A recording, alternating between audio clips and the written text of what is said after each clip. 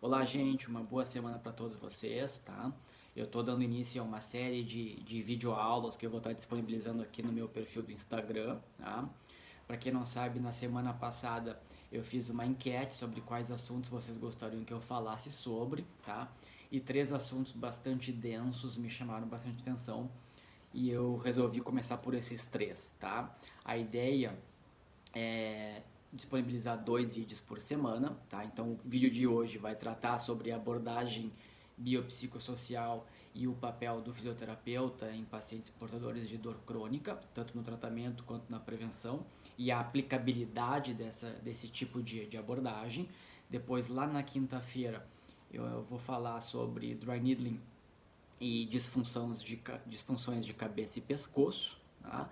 E na semana que vem, segunda ou terça-feira da semana que vem, vou falar especificamente sobre electroneedling ou estimulação intramuscular, dependendo de como vocês conhecem a técnica, né? A aplicação da eletroterapia associada ao agulhamento a seco, tá? Então esses são os três primeiros assuntos que eu vou abordar. É claro que vão aparecer outras ideias, então fiquem bem à vontade para deixar um comentário aqui embaixo desse vídeo sobre quais outros assuntos vocês gostariam de estar me ouvindo e discutindo e conversando comigo, tá? Então, para dar início, eu vou falar então hoje sobre a abordagem biopsicossocial na dor crônica e o papel ativo do fisioterapeuta nesse tipo de abordagem, tá? E a necessidade de termos uma capacidade de liderar pacientes com esse tipo de disfunção, com esse tipo de queixa, né? Com esse tipo de problema, tá? Então, o objetivo dessa aula é trazer os principais conceitos sobre como fazer esse tipo de abordagem, mas o principal deles é como colocar isso em prática. Isso eu percebo em conversa com outros colegas, em algumas aulas ou cursos, enfim, que eu acabo dando, que é a dificuldade de colocar em prática alguns conceitos teóricos, tá? E isso é bem comum, bem normal e é super compreensível porque, né? O nosso modelo de raciocínio, de aplicação de técnicas e entendimento do paciente, ele tem mudado ao longo dos anos, principalmente nessa última década, tá? Então a gente tem passado daquele modelo mais biomédico, teórico, imaginológico, estrutural, patológico propriamente dito, né? Ou seja, mirado em algum problema mecânico diretamente acusado pelo paciente e emergindo para uma abordagem um pouco mais integralista, entendendo o paciente como um todo. E quando a gente está falando de pacientes com dor crônica, não tem como a gente lidar somente com o aspecto músculo-esquelético do paciente, tá? Paciente com dor crônica, vocês sabem, geralmente aquele paciente que é chato, às vezes acaba não nos trazendo motivação profissional, porque muitas vezes o ganho ele é pequeno, né? E eu sei que quem trabalha com músculo esquelética gosta de ganhos rápidos, gosta de um dinamismo um pouco maior no seu dia a dia, tá? Então, por conta disso, tratar com pacientes portadores de dor crônica acaba sendo algo difícil, pesado e complicado, né? E bastante desafiador para o paciente e para o fisioterapeuta a nível de ganho de resultado, de motivação, enfim, tá? Então, o objetivo dessa videoaula é fazer com que vocês consigam colocar em prática alguns conceitos dessa abordagem biopsicossocial, tá? Quando a gente fala dela, a gente não pode, então, obviamente, pensar em pacientes portadores de dor crônica. E para quem não sabe, a dor crônica é o fator número um, é a causa número um de procura e de queixa de indivíduos para os serviços de fisioterapia, para os serviços médicos, enfim, é o número um em causas de afastamento e é o que mais impacta a nível socioeconômico também quando se diz respeito a patologias e disfunções, tá? Então a dor crônica tem um custo nos Estados Unidos de 100 bilhões de dólares ao ano, na cotação atual em reais isso daria 500 bilhões de reais, né? O impacto, enfim, socioeconômico e laboral que a dor crônica gera, ele é muito grande, né? Isso inclui, obviamente, consultas, medicações, impacto de afastamento, pouca produtividade, baixa produtividade, enfim, afastamento, enfim, depressão, até óbito, né? Dependendo do grau, do nível de disfunção crônica que aquele paciente, aquele indivíduo está apresentando, tá? Então, a primeira coisa que a gente tem que identificar são os fatores de risco mais comuns e eles são facilmente detectados, tá? Mas o objetivo é detectar esse tipo de fator e não só deixar no papel da nossa avaliação escrito, né? Colocar em prática estratégias com que a gente consiga alterar alguma coisa desses fatores, tá? Os fatores mais clássicos, mais presentes são o estresse, né? Tem a ver com o nosso estilo de vida. Até alguns meses atrás, nosso estilo de vida ele era bastante avesso à atividade física, né? Ao pensar em si mesmo, né? E muito mais voltado ao trabalho, à produção e ao corre-corre. E isso, obviamente, acaba propiciando alguns outros fatores que também são deletérios, que não são tão positivos, né? Como uma dieta pobre, uma dieta baixa, pobre em questões nutricionais, né? O abuso do álcool, um aumento do consumo de álcool para tentar aliviar essa dor, né? A gente sabe que a curto prazo o uso do álcool ele até ajuda na diminuição de sensibilidade daquele indivíduo, daquele paciente, mas assim como um opioide, por exemplo, né, à medida que eu vou ingerindo esse tipo de substância, eu acabo aumentando a minha tolerância, então o meu consumo vai aumentando, né, em número e em quantidade. Obviamente que isso é algo bastante ruim, então aquela taça de vinho que começou para relaxar os ombros pode acabar gerando um problema, né, com álcool, um abuso de uma substância que pode acabar gerando dependência, né. Outra questão é a falta de sono, né? Muitas pessoas relatam, enfim, na minha prática clínica diária que não dormem bem e dormir é uma prática essencial, tá? Às vezes a gente acaba entrando numas dicotomias do tipo, vou comprar uma pistola de massagem para fazer um recovery, para fazer um relaxamento muscular, enfim, vai lá e compra uma Theragun de 10 mil reais, enfim. Só que aquele paciente não dorme, né? Então, muito mais do que usar uma técnica passiva, que é um Theragun, ou enfim, até um próprio agulhamento a seco, bastaria uma noite de sono, uma rotina de bom sono presente para a gente estar conseguindo eliminar um fator de risco, um fator causal perpetuante bastante presente no nosso dia a dia, tá?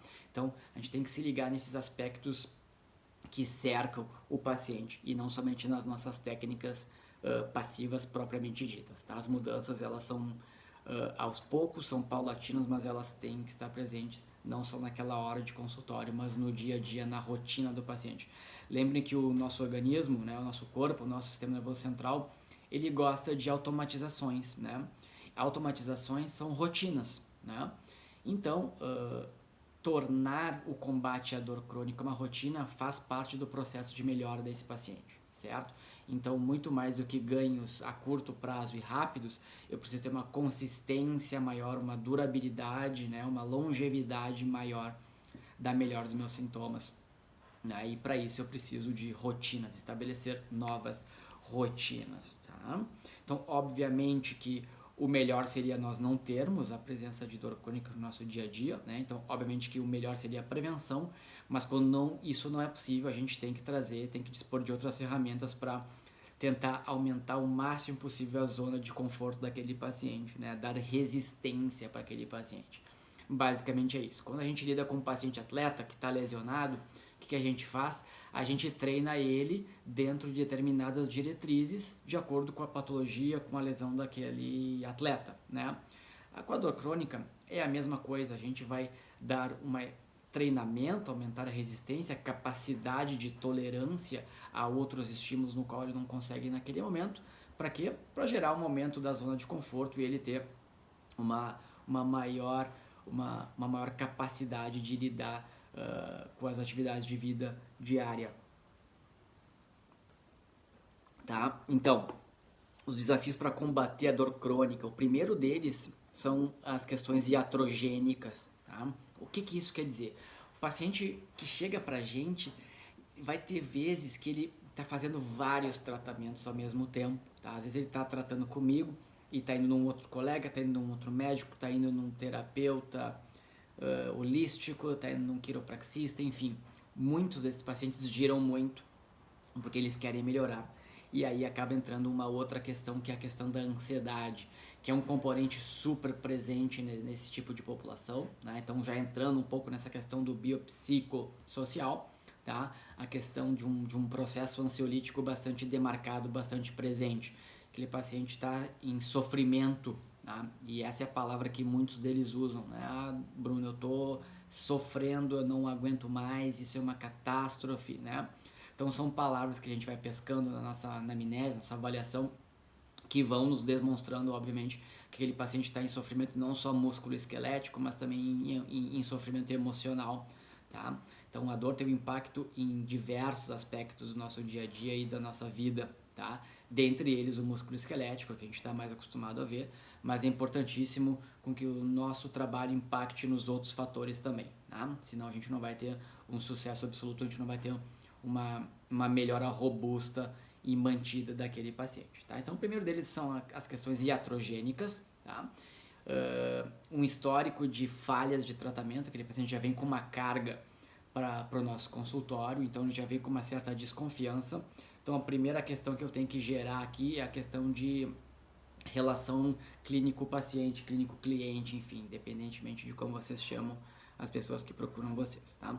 Então tem que ser uma relação de confiança, mas ao mesmo tempo que é uma relação de confiança, essa relação não pode ser somente responsabilidade do clínico, no qual eu descubro o que tu tens e a partir disso eu sou responsável por te curar, né? Isso não existe. A cura se dá através de um processo consistente, né, e longevo, mas que não passa tão somente pelas mãos do fisioterapeuta ou do clínico, mas também passa por algumas mudanças de atitudes e de hábitos daquele paciente. Então, aquele indivíduo tem que estar ciente de que educação e saúde vai ser um processo que vai estar presente no seu dia a dia se ele quiser melhorar, né? Se ele tiver a volição de melhorar, tá? Depois, uma outra causa que pode acabar gerando a manutenção da dor crônica é a falta de capacidade do profissional que está atendendo aquele paciente, tá? Então, a falta do entendimento dessas situações, desses fatores, pode ser um fator que está perpetuando a dor, que está gerando aquela disfunção, tá? Uma incapacidade do profissional de conseguir lidar com esse tipo de paciente, tá? Depois, uma outra coisa que a gente vai ter, né, falando em profissional não preparado, existem os que eu chamo de doutor shopping, tá? O doutor shopping é aquele cara que promete mundos e fundos, né, com uma bela decoração, com uma maquiagem bonita, enfim, mas que no fundo não acaba trazendo um alívio propriamente dito de dor para aquele paciente, né? A gente não vai conseguir ter melhoras consistentes, tá? Então, hoje em dia também fica bem fácil de identificar os doutores shopping, né, ou os gurus, como alguns outros colegas chamam, né? Então, doutor shopping, guru é a mesma coisa, aquele cara que vai prometer para o paciente mundos e fundos, né, geralmente através de uma técnica passiva, mas que a consistência daquela técnica não vai ser tão grande a ponto de zerar, diminuir ou aumentar a zona de conforto daquele paciente, tá? Então, muito cuidado com as propagandas enganosas, com os gurus, né, com os doutores shopping, tá? Outra coisa é o tratamento baseado em tentativa e erro, tá? Quando a gente está falando de dor crônica, é um processo que já anda circulante naquela periferia do paciente no sistema nervoso central há muito tempo, tá? Então, virou uma rotina. Então, sentir dor é o novo normal daquele paciente, daquele indivíduo, tá? Então, fazer tratamentos através de tentativa e erro também vai estar fadado a falha, a erro, tá? O que a gente tem que criar é consistência. O paciente precisa de tratamentos consistentes, com metas e objetivos bastante claros, bem delineados, dependendo do nível de atividade ou inatividade que ele apresenta, tá? E além disso, darmos um prognóstico para aquele paciente. A gente precisa de ferramentas, de instrumentos que façam com que o nosso tratamento seja avaliado, né, para saber se aquilo está surtindo efeito, né, a nível clínico e a nível emocional, enfim, a nível de disfunção daquele paciente, tá? Então, partindo desses pressupostos iniciais, nós clínicos, o que nós temos que ser quando abordamos esse tipo de população, esse tipo de paciente? A primeira coisa é sermos generalistas, tá? Entender o paciente como um todo. Sou fisioterapeuta que trabalha há muitos anos com dor musculoesquelética, com agulhamento a seco, né, há mais de 10 anos nessa área. Mas quando um paciente entra no meu consultório, eu não sou um especialista em agulhamento a seco, eu não sou o mestre fisioterapeuta do esporte, eu sou um fisioterapeuta generalista que tem que entender aquilo como um todo, tá? Não somente como um pedaço. Essa é a primeira coisa, né? Desconstruir alguns castelos de areia que às vezes a gente acaba construindo sem má intenção, acaba, né, se auto-intitulando algumas coisas que nesse momento a gente não vai precisar, né? Então, ser generalista é uma das questões principais. Depois, como eu disse, as mudanças elas são a longo prazo. O fisioterapeuta ele não pode se tornar um profissional bengala, né, para aquele paciente, né, no qual ele está com dor, vem, depois de 2, 3 meses volta com aquela mesma dor. Então, isso é uma coisa que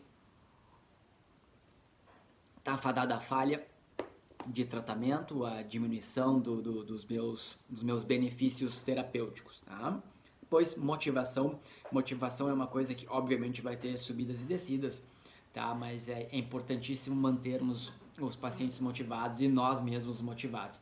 Por isso, a necessidade de traçar planos, de traçar metas, tá? Esse é o objetivo, né? O primeiro passo é sempre o mais difícil a ser dado e não a caminhada propriamente dita, né? Então, traçar planos, prognóstico, né, para nós mantermos a nossa motivação e a do paciente também sempre presente. Depois, obviamente, apoio social, né, é importantíssimo para aquele indivíduo ter o apoio da sua família, dos seus amigos, ter relações interpessoais, né? A gente sabe que pacientes que têm dor crônica, eles acabam, né, se afastando do convívio social, enfim, acabam transformando o quarto, a casa, o lar no seu próprio mundo, mas a gente sabe que ninguém é feliz sozinho, né? Então o objetivo também desse tipo de abordagem é fazer com que o paciente tenha esse apoio, essa rede de suporte, seja ela familiar, seja ela do cônjuge, da namorada, do namorado, enfim, ou de amigos, né? Isso é importantíssimo que esse paciente procure, tá? Esse tipo de suporte, esse tipo de apoio, né? Depois nós, clínicos, e depois os próprios pacientes entenderem que o processo de melhora ele tem que ser consistente, como eu disse, e nessa curva de melhora, que geralmente se a gente botar num gráfico a gente espera que ela seja positiva da esquerda para a direita numa direção superior, mas é claro que essa melhora ela vai ter subidas e descidas, mas o objetivo é que quando a gente liga os pontos, né, essa curva ela seja positiva à direita num gráfico XY, então esse é o objetivo, tá? E como é que eu sei que o paciente está melhorando ou não? Eu preciso ter instrumentos de avaliação para isso, não só questões subjetivas de olhar, né? Porque às vezes a gente se defronta com um paciente que a gente chama de paciente bonzinho, que não quer falar para nós que a melhora foi pequena, ínfima, não quer nos frustrar porque ele está vendo todo aquele nosso esforço, aquela nossa vontade de fazer com que ele melhore, mas a melhora ela é pequenininha, com pouca repercussão no dia a dia dele, tá? Então, a gente tem que cuidar desses vieses, né? Esse viés do paciente bonzinho, ele é muito presente no nosso dia a dia. Como é que a gente mensura a melhora? A gente mensura a melhora com escalas, né? A escala mais simples e super eficaz, a primeira delas, que todo mundo conhece com certeza, é a escala análogo visual da dor, né? De 0 a 10, ou da carinha mais triste para a carinha mais feliz. É uma escala que tem um poder de demonstrar para nós a melhora subjetiva e percebida do paciente bastante grande. Depois, obviamente, a gente tem as melhoras mensuradas através de escalas funcionais, né? Escalas funcionais para cervical, para lombar, para joelho. Então a gente pode botar start back, neck pain disability, Cincinnati para joelho, foot and ankle para os pés, tornozelo. Pois claro, a gente vai ter que associar isso com uma melhora na qualidade de vida, qual é o impacto que isso está gerando na vida do paciente. Então, numa escala lombar, a gente tem a escala de Overstreet de disfunção, a gente tem uma escala de qualidade de vida que é SF36, então associar escalas de diversos braços, de diversos componentes que estão causando dor naquele paciente, para a gente conseguir ter uma noção se a nossa terapêutica está dando resultado ou não, tá? Então, depois, obviamente, educação. O paciente tem que ser educado em dor e não só receber o tratamento. Então, quanto maior for a educação que nós dermos ao paciente, isso já se mostrou ser uma ferramenta bastante útil e bastante eficaz, tá? O automanejo da dor. Ninguém conhece melhor o nosso próprio corpo do que nós mesmos, tá? E o paciente também. Às vezes ele só tem uma dificuldade maior de percepção, né, ou de conhecimento corporal, mas isso também faz parte de um processo de melhora, né? Entendimento do corpo, saber o que é direita, o que é esquerda, o que é uma cervical, o que é uma lombar. Já teve casos de paciente me falar que está com dor cervical e achar que a cervical é a lombar, né? Isso não é uma questão só de ignorância anatômica, mas é uma dificuldade de entendimento de como o próprio corpo é formatado, né? A autoimagem. Isso também é importante de ser abordado pelo fisioterapeuta, pelo clínico, tá? identificar esses fatores e educar os pacientes. Essa é uma ferramenta que tem um poder bastante robusto quando a gente fala em pacientes com dor crônica, tá? A questão da educação em dor. E aí tem a dor crônica, né? Então, quando a gente fala em casualidade, o porquê que aquela dor está aparecendo, né? A gente tem dois tipos de casualidade. A gente tem a casualidade linear. Casualidade linear é aquela no qual eu tenho uma causa e um efeito, tá? Por exemplo, a minha causa é uma bactéria e o meu efeito é o antibiótico. Então, o meu efeito é a melhora, eu uso o antibiótico, eu matei aquela bactéria, eu estou curado. Quando a gente fala em dor crônica, essa casualidade ela deixa de ser linear de um ponto A para o ponto B e ela se torna um círculo, tá? Então a dor crônica se retroalimenta dela mesma e dentro dessa casualidade circular eu tenho diversos fatores agregados, colados dentro desse círculo, tá? Dentre eles, obviamente, o fator biológico, o fator psicológico, o fator emocional, o fator social, o fator econômico, né? Diversos fatores que vão estar presentes. E como é que eu faço então para avaliar esses impactos pessoais, né, na dor crônica? Precisa fazer uma avaliação que contemple todos os braços, né, possíveis para a gente combater a dor crônica. E para isso a gente tem um acrônimo, tá? Se vocês quiserem anotar, ou se vocês depois quiserem, eu posso mandar isso individualmente para quem tiver interesse, que é o acrônimo que a gente chama de SOAP, né, o sabão em inglês, SOAP. E aí cada letra quer dizer alguma coisa, tá? Eu não vou começar falando da letra S, que é a primeira letra, que é a questão subjetiva, né? O S do SOAP é de subjetivo, é de como aquele indivíduo percebe a sua dor, ou seja, as características dessa dor. A frequência, quantas horas por dia aquele paciente sente dor, quantas vezes por semana, quais são as restrições que ele percebe que essa dor está gerando no seu dia a dia, na prática esportiva, enfim, na hora de dormir, tá?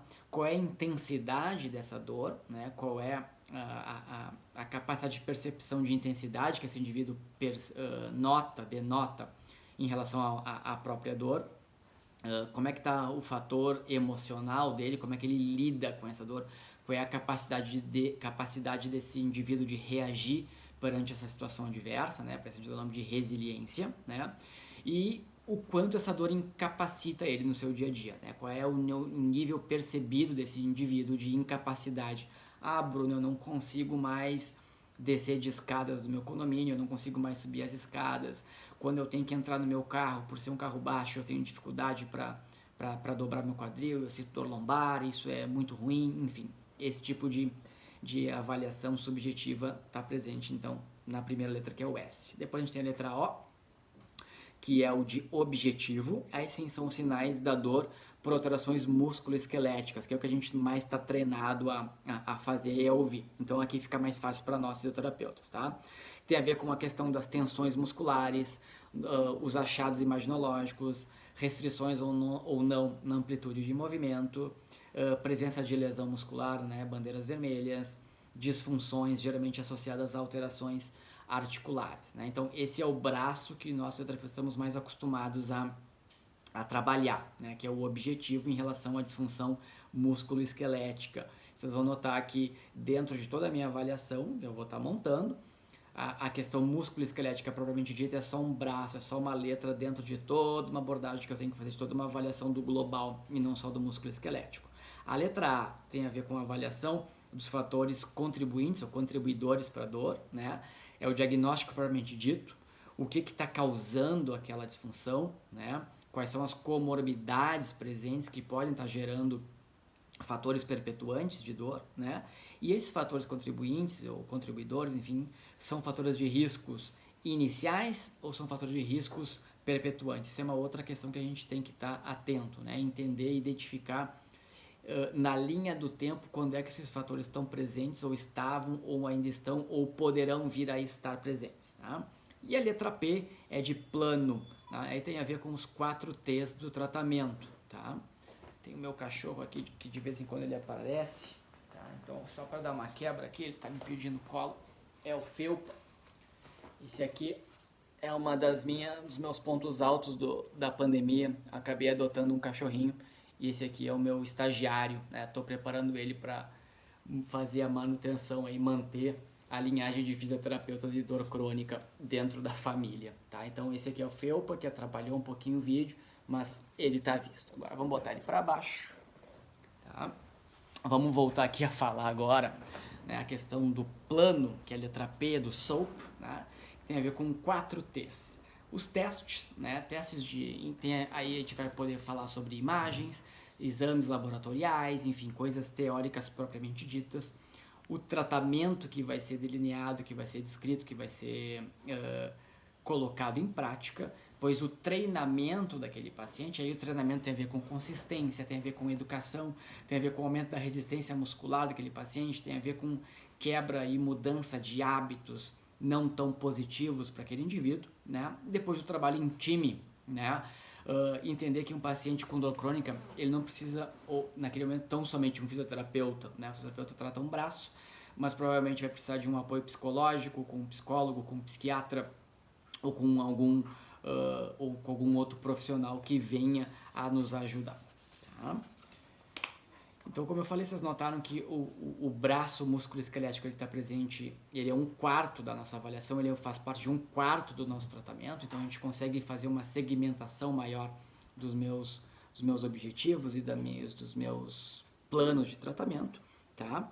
E entender, obviamente, gente, que a dor crônica, ela é super complexa, tá? E quando a gente fala de dor crônica, vocês viram que a gente tem 4 braços para fazer a nossa avaliação.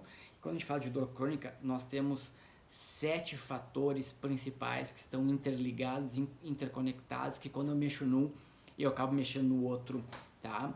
Tem a ver então com corpo, anotem aí, corpo, estilo de vida, emoções, a sociedade, o meu estado de espírito, o meu comportamento e o ambiente no qual eu vivo, no qual eu trabalho, enfim, tá?